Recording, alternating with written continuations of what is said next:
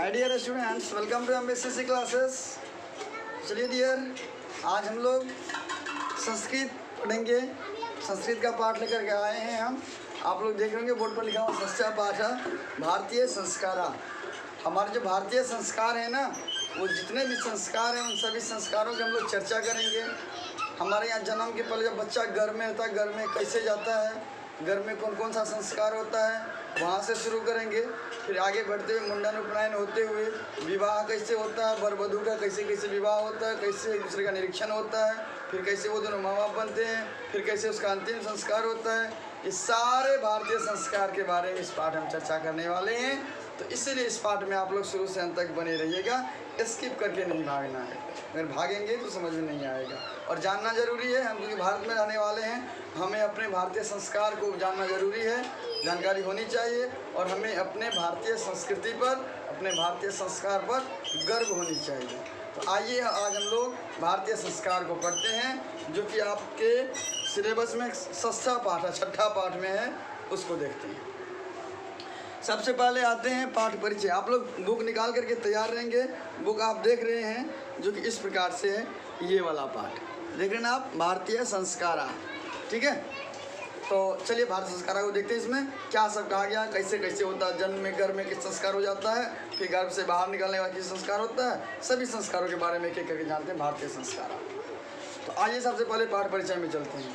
कहता भारतीय संस्कृति अन्यतमं वैशिष्ट्यं विद्यते यत जीवने यह समय समय संस्कारा अनुष्ठिता भवन्ति। कहता है भारतीय संस्कृति की अन्यतम विशिष्टता है, ये बहुत बड़ी विशेषता है कि हमारे जीवन में समय समय पर संस्कार का अनुष्ठान होता है, संस्कार होते रहता है। ठीक है, अद्य संस्कार शब्द स्मितो व्यंग्य रूपा प्रयुज्यते। कहता है कि आज तो संस्कार शब्द जो है हमारे यहाँ व्यंग्य के रूप में, मजाक के रूप में लिया जाता है। किंतु लेकिन संस्कृते रूपकरणमिदं भारत से व्यक्तित्व रचयति। लेकिन हमारा जो संस्कृति है, भारत की जो संस्कार है, वही संस्कार ही भारत की जो है व्यक्तित्व का रचना करता है। आप लोगों ने सुना होगा स्वामी विवेकानंद जी के बारे में, जब शिकागो गए थे धर्म सम्मेलन में, तो उनसे किसी ने कहा था कि आप इतने बड़े विद्वान हैं और ये लाल रंग गिरवा रहे, कपड़ा पहने, पगड़ी बांधे, ये नहीं लगता जेंटलमैन जैसे वेशभूषा नहीं है। तो उन्होंने कहा था कि हमारे यहाँ कोई टेलर नहीं बनाता है व्यक्तित्व को, हमारे यहाँ संस्कार, हमारा विचार हमारे व्यक्तित्व का निर्माण करता है।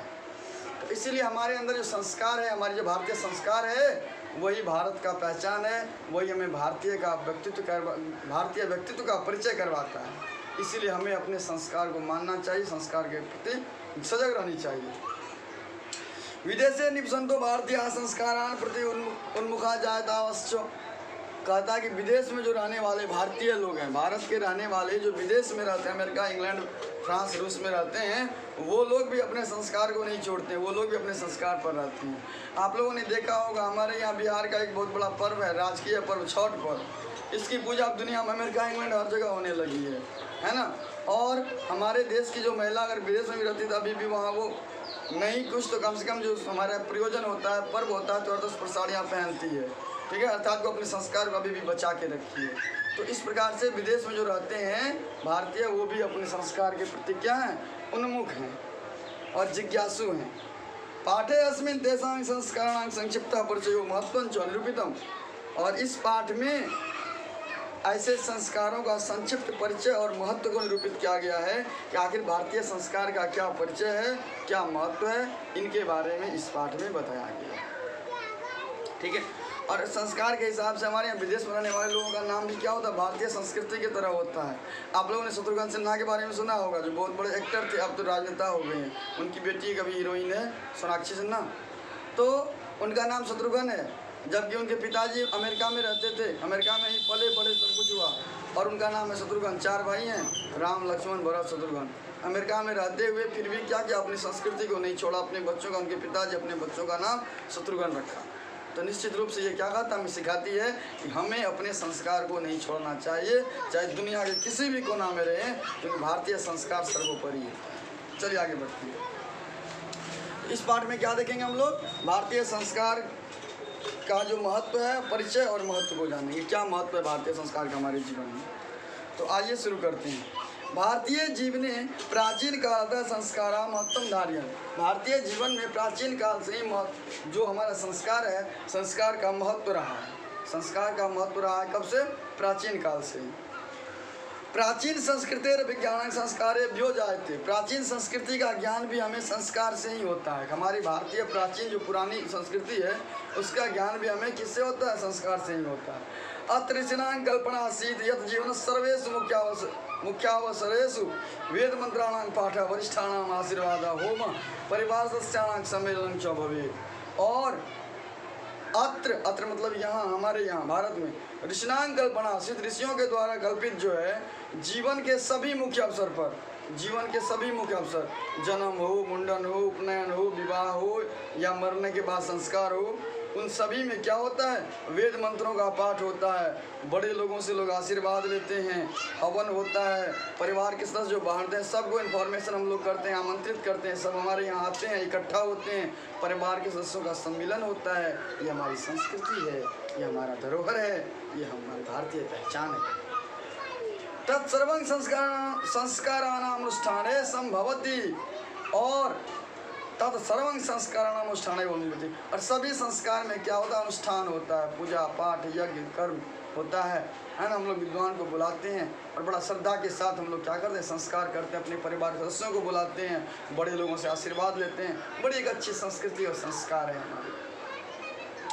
आगे कहता है एवं संस्कार महत्वम धारयन्ति। कहता ऐसा ही नहीं, इस संस्कार का हमारे जीवन में महत्व भी है, बहुत बड़ा महत्व है। क्या महत्व है सो देखिए। किंच संस्कार से मौलिक अर्थ, कुछ संस्कारों का मौलिक अर्थ है परिमार्जन रूप गुणाधान रूपश्चनो विस्मर्यन्ति। कहता है कुछ संस्कारों का मौलिक अर्थ हमारे परिमार्जन में और गुणाधान में जो महत्व है उसको हम लोग भूल नहीं सकते। अब देखिए परिमार्जन क्या होता है, गुणाधान क्या होता है। परिमार्जन का मतलब संशोधित करना है ना, दोषों को दूर करना और जो अच्छाई चीज़ है उसको एडॉप्ट करना, ये है परिमार्जन। संशोधित समझे मोटे तौर पर, संशोधित करना। और गुणाधान मतलब गुण का अवधान, गुणों को अंदर में अवस्थित करना, गुणाधान कहलाता है। अतः संस्कारा मानवस्य क्रमशः परिमार्जने दोषापनयने गुणाधाने जो योगदानं कुर्वन्ति। और इसलिए अतः हम कह सकते हैं कि संस्कार मानव के जीवन में क्या सब करता है। क्वेश्चन अधिकतर पूछता बोर्ड एग्जाम में, ध्यान रखिएगा। हमारे जीवन में, मानव के जीवन में संस्कार क्या सब करता है? 3 चीज, परिमार्जन, दोषापनयन, गुणाधान। क्या सब? परिमार्जन, दोषापनयन और गुणाधान। बुक को खोल के रखिए सामने में, लाइन में नजर रखिएगा। अतः संस्कारा मानवस्य क्रमशः परिमार्जने दोषापनयने गुणाधाने च योगदानं कुर्वन्ति। और इस प्रकार से क्या होता है कि संस्कार हमारे जीवन में परिमार्जन करता है, हमारे अंदर जो दोष है उसका अपनयन अर्थात दूर करता है और गुण का अवधान करवाता है। इसलिए संस्कार का बहुत बड़ा महत्व है। संस्कार प्रायेण 5 विधा सन्ति। अब संस्कार के 5 विधा हैं। संस्कार के कितने विधा हैं? 5 विधा हैं। ध्यान रखिएगा, संस्कार के कितने विधा हैं? संस्कार के कितने विधा हैं? ध्यान दीजिए, कितने विधा हैं? तो 5 विधा हैं। कितने विधा? 5 विधा। 1 2 3 4 और 5 विधा हैं। क्या सब है? 5 विधा में ध्यान रखिएगा। संति जन्म पूर्वाश्रय। एक होता है पहला, जन्म से पहले जब बच्चा गर्भ में माँ के पेट में रहता है, गर्भ में रहता, तभी से संस्कार शुरू हो जाता है। गजब की हमारी संस्कृति है कि जन्म से पहले ही संस्कार शुरू। और इस संस्कार के बारे में क्या कहना, आप लोगों ने महाभारत सीरियल तो देखा होगा। अभिमन्यु का, अभिमन्यु ने चक्रव्यूह को भेदने के लिए कब सीखा था? माँ के गर्भ में ही सीख लिया था। ऐसे हमारी संस्कार है कि माँ के गर्भ में चक्रव्यूह भेदने जैसी शक्ति सीख लेता है बच्चा। तो जन्म से पहले होता है 3 संस्कार। तो 5 विधा में कौन सा आता है? पहला जन्म पूर्व। ध्यान रखिएगा, पहला क्या है? जन्म पूर्व। दूसरा क्या है? सो देखिए, दूसरा में कहता है शैशवाः सट। जब बच्चा का जन्म हो जाता है, शिशु अवस्था में रहता है, तब 6 संस्कार होते हैं। तो एक विधा क्या हो गया? एक विधा हो गया शैशव। आगे कहता है शैक्षणिक पंच। जब बच्चा बड़ा हो जाए, थोड़ा सा पढ़ने लिखने लायक हो जाए, पाटी पेंसिल हम लोग पकड़ा देते हैं, अब पढ़ाई शुरू हो जाती है। उसमें 6 संस्कार होते हैं, है ना। इसका नाम क्या है? शैक्षणिक, क्या नाम है? शैक्षणिक। आगे क्या कहता है? और इसके बाद जब बच्चा पढ़ लिख के बड़ा हो जाए तब हम लोग क्या करते हैं? विवाह करते हैं। तो गृहस्थ संस्कार विवाह रूप है का, तब होता है गृहस्थ संस्कार, जिसके तहत क्या होता है? विवाह होता है, गृहस्थ संस्कार। ठीक है। अब आइए, पांचवा विधा क्या है? मरणोत्तर। जब मर जाता है तो मरने के बाद भी एक संस्कार होता है उनके शरीर का ना। तो आइए, मरणोत्तर भी होता है। देखिए तो 5 हो गया। कहाँ से शुरू हुआ? जन्म के पहले से, जन्म पूर्व, शैशव, जन्म पूर्व, इसके बाद शैशव, शैक्षणिक, गृहस्थ और मरणोत्तर। 5 विधा हैं। 5 विधा में कहता है जन्मास पूर्व त्रयः, जन्म से पहले कितने संस्कार होते हैं? 3। शैशव 60, शिशु अवस्था में कितने? 6 संस्कार। शैक्षणिक में 5 संस्कार। गृहस्थ संस्कार में बस एक ही विवाह होता है, अर्थात एक संस्कार। और मरने के बाद भी तो एक ही ना, अंतिम संस्कार, एक संस्कार। कुल मिला के कितना हो गया? गिनती कीजिए। 3, 6, 9, 5, 14, 1, 15, 1, 16। कितने हो गए? 16। तो कहता एवं षोडशः संस्कारा, षोडश संस्कारा भवन्ति। इस प्रकार से 16 संस्कार होते हैं। संस्कार के 5 विधा, और कुल संस्कार कितने होते हैं? 16। गिनती हो गया ना? 3, 6, 9, 5, 14, 1, 15, 1, 16। कुल 16 संस्कार होते हैं। संस्कार के 5 विधा, और 5 विधा में कुल 16 संस्कार। ठीक है। अब एक एक करके सभी संस्कार के बारे में जानेंगे। जन्म पूर्व संस्कारेषु।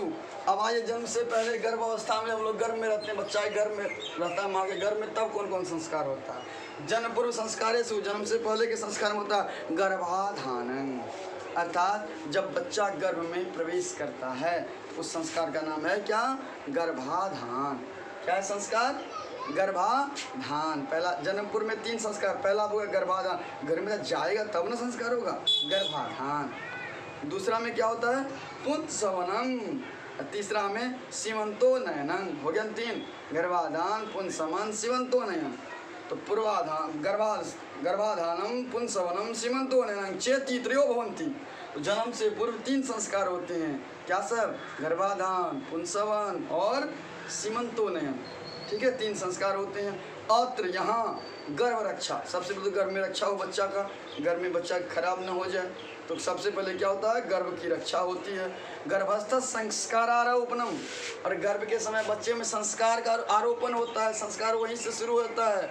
माँ का जैसा चाल चलन होगा, माँ जैसा व्यवहार करेगी, माँ जिस तरह से रहेगी, उसी तरह से बच्चा पर इफेक्ट पड़ता है, प्रभाव पड़ता है। तो क्या कहता है? गर्भ रक्षा, गर्भस्थ संस्कार आरोपणम, गर्भ में संस्कार का आरोपण, गर्भवत्याश्च प्रसन्नता, और गर्भवती महिला जो है उसे प्रसन्न रखना भी इसमें संस्कार होता है। तो गर्भवती महिला अगर प्रसन्न रहेगी तो बच्चा खुश मिजाज होगा, और गर्भवती महिला अगर मानसिक रूप से परेशान रहेगी तो बच्चा भी आने वाला मानसिक रूप से परेशान होगा। जेति प्रयोजन कल्पित मस्ती। और हमारे यहाँ संस्कार है कि गर्भवती महिला जिस घर में रहती है उस घर में हम लोग देवी देवता का फोटो लगा देते हैं, कोई वीर पुरुष वीरांगना का फोटो लगा देते हैं, ताकि गर्भवती महिला का बार बार उस पर नज़र जाए तो क्या हो, उनके अंदर में जो भावनाएं आएंगी, उनके प्रति जो सोचेंगी, उसी से उनके अंदर जो बच्चे हैं, उसके अंदर जो बच्चे हैं तो वो क्या होगा, उसके अंदर में संस्कार आएगा, उसी प्रकार का संस्कार आएगा। तो इस प्रकार से जन्म से पहले कितने? 3 संस्कार, गर्भाधान, सीमंतोनयन और पुंसवन। चलिए अब आगे बढ़ते हैं। शैशव संस्कारेषु। अब जब बच्चा का जन्म हो जाए तो शिशु की अवस्था में आता है तब कितने संस्कार होते हैं? सबसे पहले होता है शैशव संस्कार में कितने? 6 संस्कार। कौन सब? जात कर्म। सबसे पहले जन्म के जस्ट बाद जो कर्म होती है वो जात कर्म कहलाता है। जात कर्म हो गया, तब 6ठा दिन जब होता है तो नामकरण, बच्चा का हम लोग नाम रखते हैं ना, नामकरण संस्कार होता है। नामकरण में हम लोग बहुत सारे विद्वानों से पूछते हैं, समझते हैं क्या नाम रखना होगा, कैसे रखना होगा, इस प्रकार से हम लोग नाम रखते हैं, कुछ भी नहीं रख देते हैं। हालांकि आजकल तो कुछ भी रहता है, टिंकू मिंकू पिंकू, है कि नहीं। चलिए आगे बढ़ते हैं हम लोग। निष्क्रमणम, तब होता है क्या? निष्क्रमण संस्कार। बच्चा जब एक घर से दूसरे घर में जाएगा, बाहर निकलना, निष्क्रमण अर्थात बाहर निकलना, बाहर निकलने वाला संस्कार होता है। 12वां रोज होता है बच्चा के जन्म के बाद, अन्नप्राशनम, जब बच्चा 3 महीने का हो जाए, 6 महीने का हो जाए, यानी कि खाने लायक हो जाए, मुंह में कुछ देने लायक हो जाए, तब उसको हम लोग वैसे कुछ भी मुंह में नहीं डाल देते हैं, उसका संस्कार करते हैं, जिसे अन्नप्राशन संस्कार कहा जाता है। इसमें आप लोगों ने देखा होगा, जब बच्चा को पहली बार अन्न दी जाती है, अच्छा स्वादिष्ट मधुर भोजन बना करके, दिन हम लोग मुहूर्त को देख करके, तब वो बच्चा का जो मामा होता है ना, उनको बुला करके कोई धातु यानी चांदी या सोने के सिक्के से उसको खिलाया जाता है। ठीक है, तो ये है अन्नप्राशन संस्कार। इसके बाद बच्चा अन्न खाना शुरू करता है। और क्या होता है? चूड़ा कर्म कर्णवेदश्चेति क्रमणो भवन्ति। अन्नप्राशन, चूड़ा कर्म और कर्णवेद। कर्णवेद मतलब कान में छेद करना। तो कान में केवल लड़की ही नहीं, जो बच्चा बड़ा हो तो लड़का होता है, उसमें आप लोग कनौसी आप लोग देखे होंगे। आजकल तो लड़का लोग आप लोग तो 2, 4, 5 लगा लेते हैं यहाँ से यहाँ तक, है ना। लेकिन पहले क्या था कि कान कर्ण छेद संस्कार होता था, लड़का का भी लड़की का भी। लड़का का यहाँ एक कान में और लड़की का बस यहाँ हुआ करता था। तो वो भी क्या है? संस्कार है हमारे लिए। ठीक है, अगर आप लोगों का कर्णवेद हुआ होता तो 3-4 को टप्स नहीं लगाना पड़ता है कि नहीं। चलिए आगे बढ़ते हैं। शिक्षा संस्कार। अब जब बच्चा बड़ा हुआ, सब कुछ समझने बोलने लायक चलने लायक सब कुछ हो गया, अब पढ़ाई शुरू होता है। शिक्षा संस्कार। शिक्षा संस्कार है अक्षरारंभ। शिक्षा संस्कार में क्या होता है? सबसे पहले अक्षरारंभ, हम लोग अक्षर सिखाते हैं बच्चे को। ओ आ सिखाते हैं ना, बच्चे को अक्षर संस्कार सिखाते हैं। तब उपनयन होती है। उपनयनम क्या होती है? उपनयनम। आजकल तो हमारे यहाँ उपनयन की प्रथा समाप्त हो रही धीरे धीरे और एक विकृत अवस्था रूप ले चुकी है। लेकिन प्राचीन काल में क्या हुआ करता था? अक्षरारंभ, इसके बाद उपनयन संस्कार। उपनयन संस्कार ध्यान रखिएगा। अभी तो हमारे यहाँ सीधा लोग दिमाग लगा लेते हैं, जो ब्राह्मण है, जो क्षत्रिय है, वही उपनयन करता है, बाकी क्या मतलब। लेकिन नहीं, ये गलत बात है। पहले जो भी जाति का हुआ करता था जन्म से, जब वो गुरुकुल में जाता था तो उनको उपनयन करना पड़ता था। चाहे वो ब्राह्मण हो, क्षत्रिय हो, कोई भी हो, उसे उपनयन करना पड़ता था। उपनयन सभी के लिए अनिवार्य था। आज तो बड़ा एक अजीब सा रूप ले लिया है। चलिए, उपनयनम। इसके बाद होता था क्या? वेदारंभ। इसके बाद वेद का पढ़ाई आरंभ हुआ करता था। इसके बाद समावर्तन चेत संस्कार प्रकल्पिता। इसके बाद जब पढ़ाई लिखाई पूरा हो गया गुरुकुल में, तब उसको गुरुकुल से भेज दी जाती थी। इसे कहा समावर्तन संस्कार। तो इस प्रकार से शिक्षा संस्कार में कितने? 5 संस्कार हुआ करते हैं। क्या सब? अक्षरारंभ, उपनयनम, वेदारंभ, ये शांत बालकांत करना, ये शांत और समावर्तन चेति 5 संस्कार भवन्ति। ये 5 संस्कार होते हैं। इसमें शिक्षा संस्कार में, शैक्षणिक संस्कार में 5 संस्कार शामिल हैं। ठीक है, अब देखिए इस 5 को अलग अलग करके पढ़ेंगे। पहले हमारे यहाँ ये मतलब ये व्यवस्था थी, अब तो व्यवस्था मॉडर्न हो गई, बदल गई है।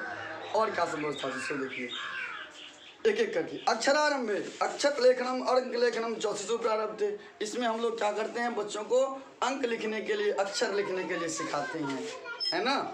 इसके बाद उपनयन संस्कार से अर्थ गुणा शिष्य स्वगृहे नयनं भवति। और उपनयन संस्कार का अर्थ होता था गुरु के घर में शिष्य का अपना नयन हो जाना। नयन मतलब देखने की क्षमता, अर्थात ज्ञान प्राप्त करने की जो उसमें मतलब जिज्ञासा होती है ना, उसको उत्पन्न करना, वो उपनयन का। उसे उप और नयन, उपजोड़ नयन से उपनयन बनता है ना। ऐसा नयन जिससे क्या हो? ज्ञान का विकास हो। ये 2 नयन तो सबके पास होता है, तीसरा नयन जो ज्ञानी बनता है उसके लिए। तो पहले क्या होता था कि जब बच्चा बड़ा हो गया तो उसको पढ़ने के लिए माँ बाप गुरुकुल भेजते थे। आप लोगों ने रामायण महाभारत सीरियल में देखा होगा। रामायण में भी रामचंद्र जी कहाँ गए? गुरुकुल गए पढ़ने के लिए। महाभारत में देखा होगा आप लोगों ने, श्री कृष्ण जी गुरुकुल गए पढ़ने के लिए। तो पहले यही हुआ करता था, बच्चा पढ़ने लायक हुआ उनको गुरुकुल भेज जा करता था। और गुरुकुल जाने पर क्या होती थी? उपनयन होती थी। चाहे कोई भी जाति का बच्चा हो, उसका उपनयन होगा ही होगा गुरुकुल में जाने पर।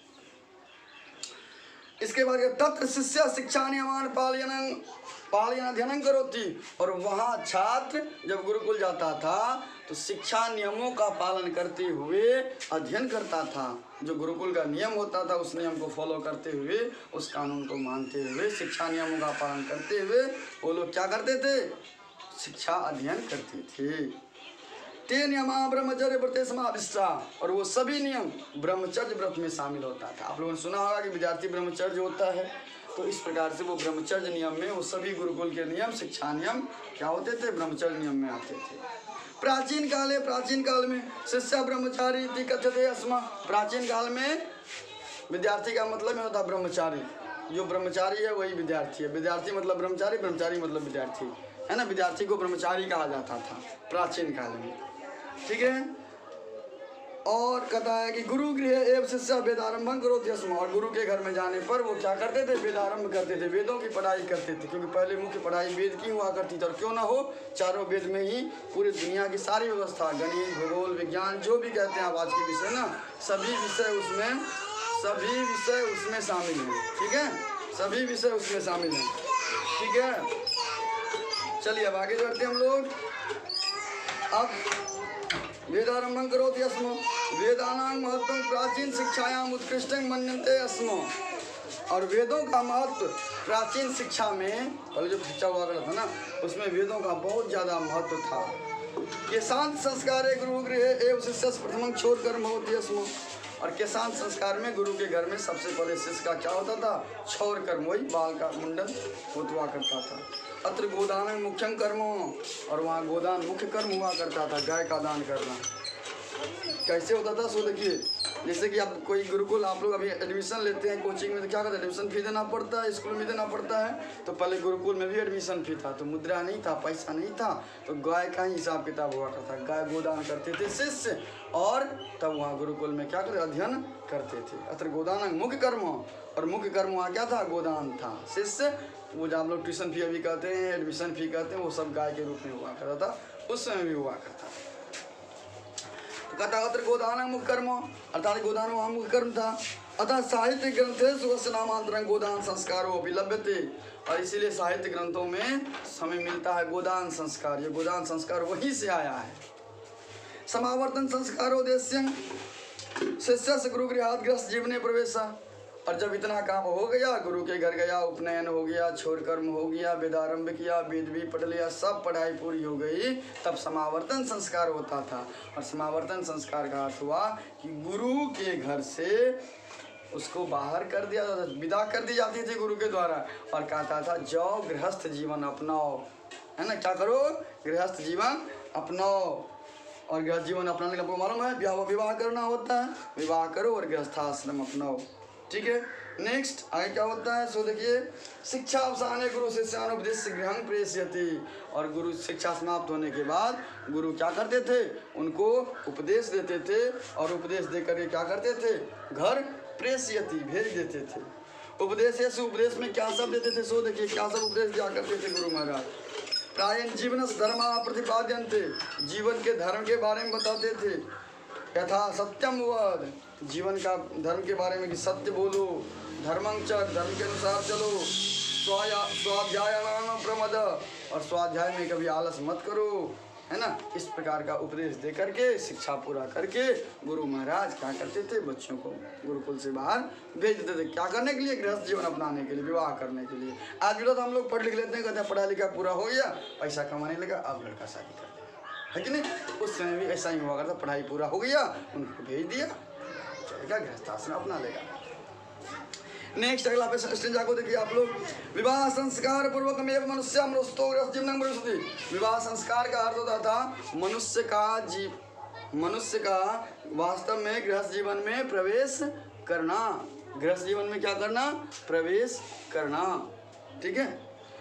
विवाह पवित्र संस्कार मत यत्र नाना विधानि कर्म कांडानि भवन्ति, और विवाह संस्कार जो है एक पवित्र संस्कार होता है, जहाँ नाना विधानि कर्मकांडानि भवन्ति, जहाँ बहुत प्रकार के कर्मकांड होते हैं। आप लोगों ने देखा विवाह में कितने विध अपनी भाषा में कहते हैं, वही कर्मकांड है, बहुत सारे कर्मकांड होते हैं। तेसु, उनमें क्या सा होता है, वाग्दानम, वाक जोड़दान, मतलब वचन का दान। पहले क्या होता विवाह में, लड़की के पिता और लड़का के पिता दोनों एक दूसरे को क्या करते हैं, वचन देते हैं, हाँ शादी होगी तो होगी, तो क्या हो गया, वाग्दान हो गया।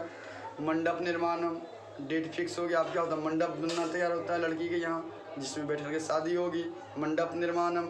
और वधु गृह वर पक्ष स्वागतम, जब वर क्या होता है, बारात के साथ वधु के यहाँ पहुँचता है, तो उनका स्वागत करना, बारात का स्वागत, वर वधु पक्षे वधु गृह वर पक्ष स्वागतम। और वर वधु परस्पर निरीक्षणम, आप लोगों ने जयमाला देखा होगा, तो वर वधु एक दूसरे को निरीक्षण करता है, देखता है, ठीक है।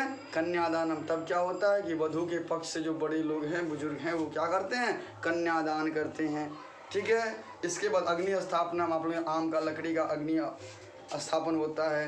पानी ग्रहणम, इसके बाद क्या होता है, लड़का लड़कियाँ एक दूसरे को हाथ पकड़ा दी जाती है। पानी मतलब हाथ, ग्रहण मतलब पकड़ना, ग्रहण करना। तो इस प्रकार से क्या होता है, पानी ग्रहण संस्कार होता है। तब क्या होता है, लाजा होम। आप लोगों ने देखा होगा बिना लावा का तो हमारे यहाँ शादी होता ही नहीं है। लाजा होम, लावा को है ना बिखेरा जाता है बना करके, तो लाजा होम। सप्तपदी, आग के चारों तरफ 7 जन्म का फेरा लगाता है ना, कि 7 जन्म तक हम एक दूसरे का साथ रहेंगे। ऐसी विशेषता हमारे भारतीय संस्कार की।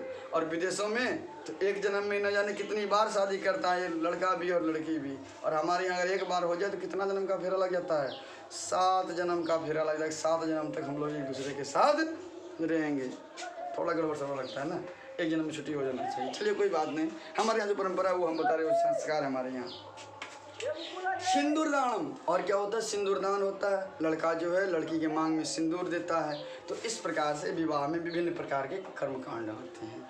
ठीक है, तो क्या देखा हमने, वागदान कौन सा होता है, पूछेगा आपको क्वेश्चन कि विवाह में कौन कौन से कर्मकांड होते हैं। तो वागदानम, मंडप निर्माणम, वधूगृहे वरपक्ष स्वागतम, वरवधू परस्पर निरीक्षणम, कन्यादानम, अग्नि स्थापनम, है ना, पानी ग्रहणम, लाजा होम, सप्तपदी, सिंदूरदानम इत्यादि कर्मकांडानी भवंती। ये सब कर्मकांड होते हैं किसमें, विवाह में। विवाह एक पवित्र संस्कार है जिसके बाद लोग क्या होता है, गृहस्थ जीवन में प्रवेश करता है। ठीक है, सर्वत्र समान रूपेण विवाह संस्कार से प्रायण आयोजन होती। और हमारे यहाँ तो पूरे देश में सभी जगह लगभग बोलिए इतना कम तो होते हैं होता, चाहे कोई जाति का लोग हो, भारत में रहने वाला है तो क्या होता है, उसके विवाह में इतना कर्मकांड तो होना ही होना है। चाहे वो बंगाल का हो, चाहे बिहार का हो, चाहे केरल का हो, कर्नाटक का हो, जम्मू कश्मीर का हो, सब जगह इतना कर्मकांड होता है हमारे विवाह में, एक समान होता है। तदंतरं, इसके बाद क्या होता है, गर्भाधान संस्कारा पुनरावर्तन्ते जीवन चक्रं च भ्रमति। और इसके बाद क्या होता है, जब विवाह हो गया तब फिर क्या होगा, गर्भाधान होगी। पति पत्नी का आपस में संयोग से फिर क्या होगा, गर्भाधान होगी। यानी कि वो जो वधू है वो फिर माँ बनेगी, जो वर है वो पिता बनेंगे, अर्थात कि फिर एक नया बच्चा का गर्भधारण हो जाता है। गर्भाधान संस्कार होता है।